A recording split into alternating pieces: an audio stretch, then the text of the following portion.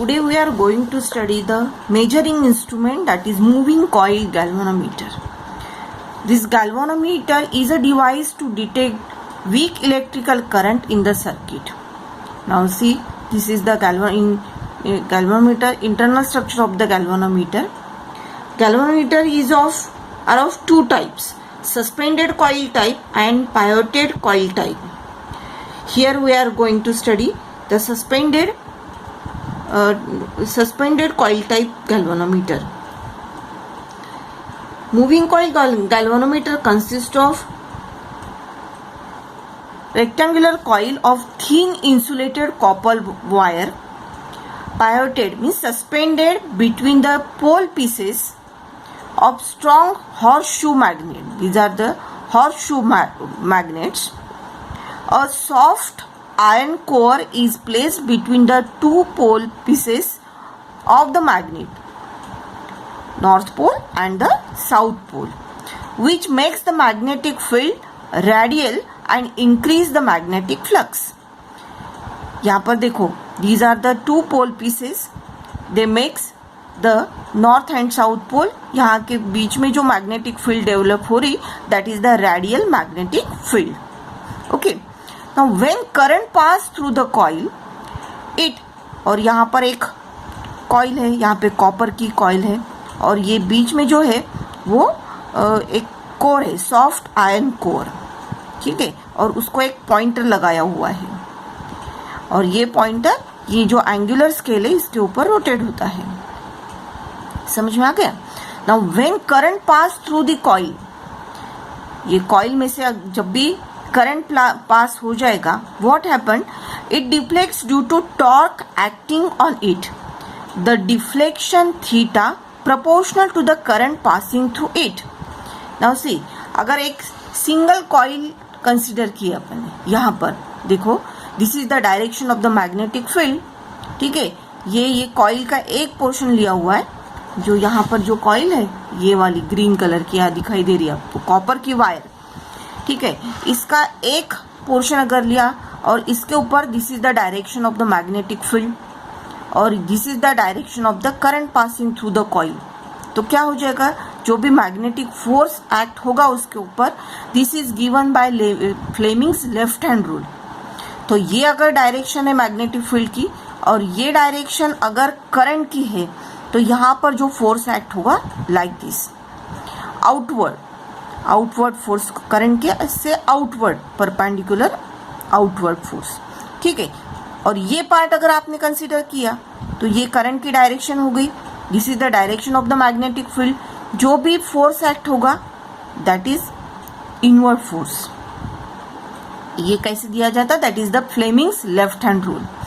Okay, अभी देखो यहाँ पर जो भी दो फोर्सेस एक्ट हो रहे, that is they are parallel to each other. They produce the torque, so the deflection of the coil takes place. The deflection of the coil can be read with the help of the pointer. अभी ये coil अगर deflect हो गई तो क्या हो जाएगा, ये pointer move हो जाएगा और ये pointer ये scale के ऊपर move होगा.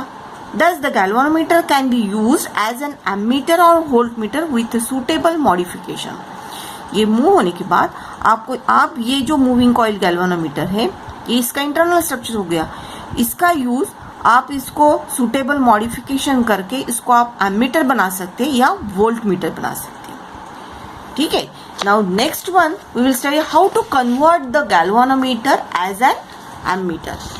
सी हियर, ये टॉप मोस्ट व्यू दिखाया है यहाँ पे, this is your galvanometer, moving coil galvanometer. अगर ये मूविंग कॉइल गैल्वानोमीटर है, its effective current, we have to convert this galvanometer as an ammeter. How will you convert? For that, whenever this is a galvanometer,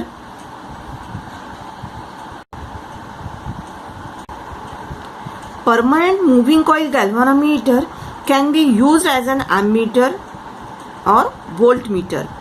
In the design of the moving coil galvanometer, the spring and the moving coil are very delicate. The spring and the coil are very delicate, hence gives full scale deflection for the current of order of 10 milliamp. That is, it can carry a maximum current of 10 milliamp.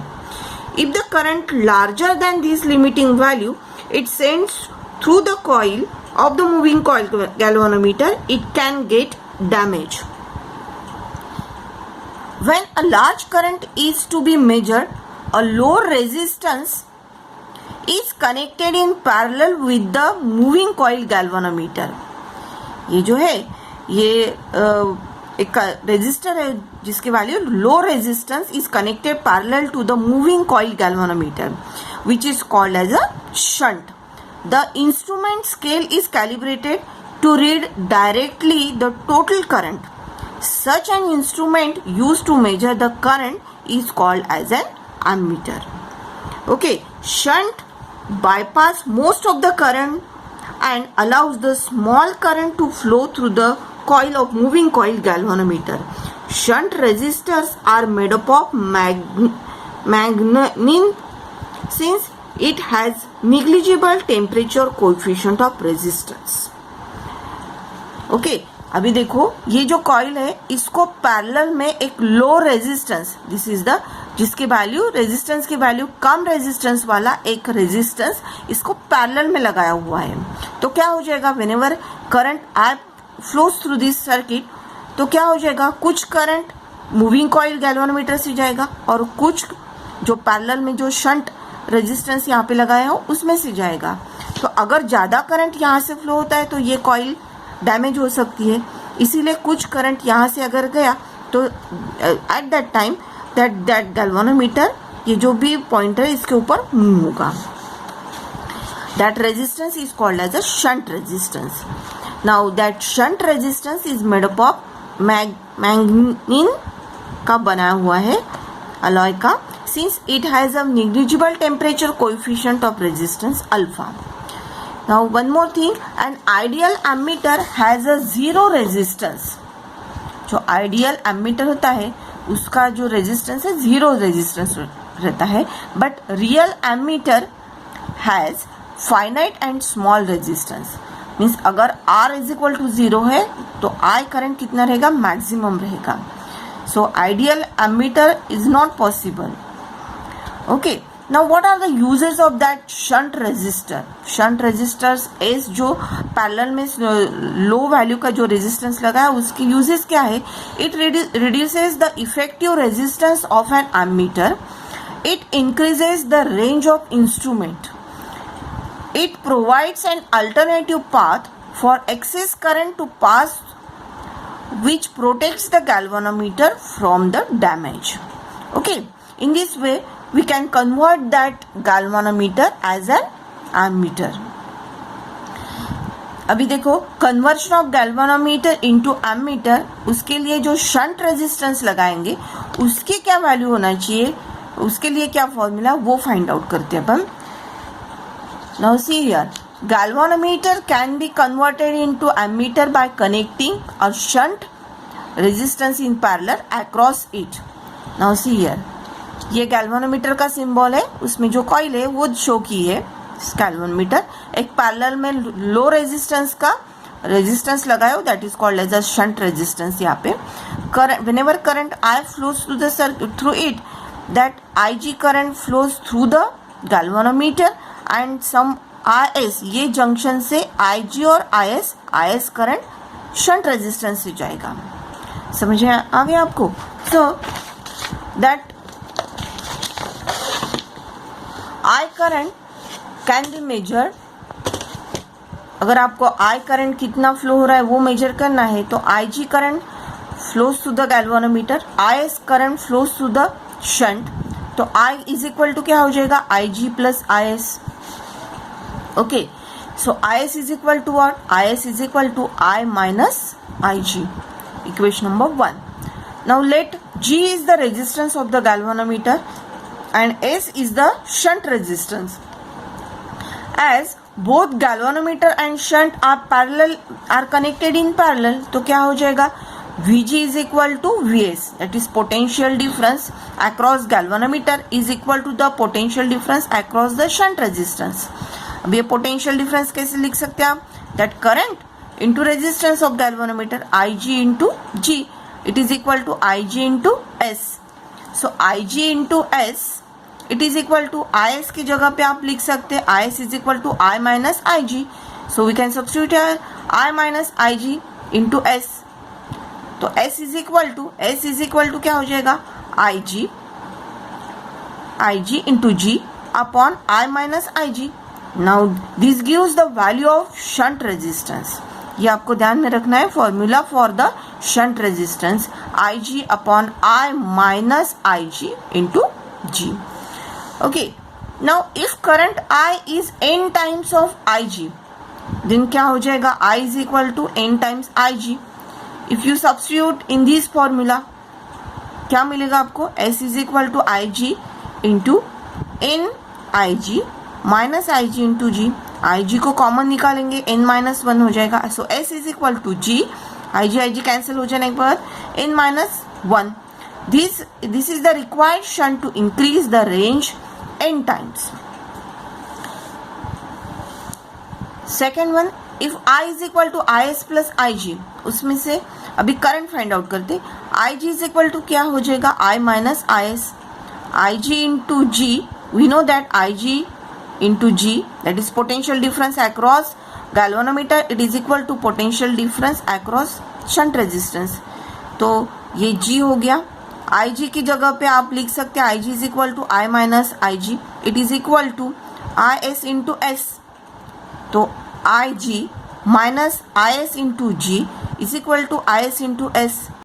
This I into G it is equal to Is into G plus Is into S. तो ये I into G, Is common निकलेगा, G plus S. ठीक है, तो Is upon I it is equal to G upon G plus S. Okay, this gives the fraction of total current through the shunt resistor. This is the fraction. Current I flow रहा है और Is कितना जाएगा उसका fraction. ये formula आपको ध्यान में रखना है. Now we convert galvanometer as a voltmeter. A voltmeter is an instrument used to measure the potential difference between the 2 points in an electrical circuit. It is always connected in parallel with the component across which potential drop is to be measured. आपको voltmeter कभी भी parallel में लगाना पड़ता है, ठीक है? And this voltmeter is used to measure the potential difference between the 2 points of an electrical circuit. Now we have to convert that galvanometer, moving coil galvanometer को आपको voltmeter में convert करना है to measure the voltage. For that, a galvanometer को आपको एक series में high resistance का रेजिस्टर कनेक्ट करना पड़ता है. क्यों? Because the galvanometer is a very delicate and gives full scale deflection for a very small potential difference. Hence, it is necessary to increase its voltage measuring capacity to desired high value. आपको पता है galvanometer में एक coil रहता है, तो वो बहुत जल्दी full scale deflection for the small potential difference के लिए दिखा देता है. Now, उसकी अगर वैल्यू आपको इंक्रीज करनी है तो for that, hence to measure the large potential difference, effective resistance of an instrument should be high. This is achieved by connecting high resistance in series with the galvanometer. If a large potential difference is applied across the terminals of the galvanometer, large current flows through the coil, which may result in burning of coil. The galvanometer will be protected from the damage by connecting high resistance in series.